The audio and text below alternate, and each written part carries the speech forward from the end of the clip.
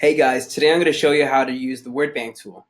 So if you follow my cursor over here, you can go up to the top right hand corner and you see this grayed out button. If you see it says Word Bank Universal, you click on that and you get this box in the bottom right hand corner. So the cool thing is that what it does is it grabs a bunch of words on a website that you're on. So at the current moment, I'm on an Abraham Lincoln biography page, right? So if I click this button, it grabs a bunch of words. And the bigger the words, the more often they're used. And if you see, Abraham Lincoln and Lincoln are the two largest words, right? Another cool thing is that if you hover over a word, it Lincoln, reads it out for you. Like Lincoln, Abraham Lincoln, Abraham Lincoln, Illinois. and Illinois.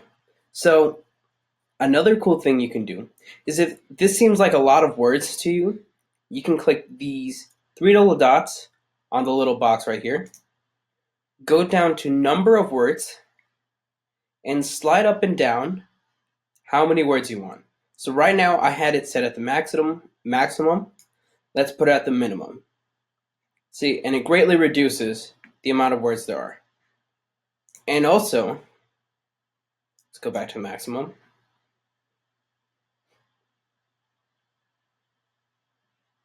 And also, you can change the different types of words. Like right now, I have them set as all. But if you wanted, you could set them only as the nouns. And then it'll only grab all the nouns. Like this. And you can also do it for all the other ones. And if you really like how they're really set up and all the words, or if you're going to use it very often, you can do this cool thing where if you see right above here, next to it there's a heart, right? You click on that. And the cool thing about that is it makes your favorites. So if you saw when we opened up the word bank box, you're just at this and it shows you the recents, and now this is one of our recents.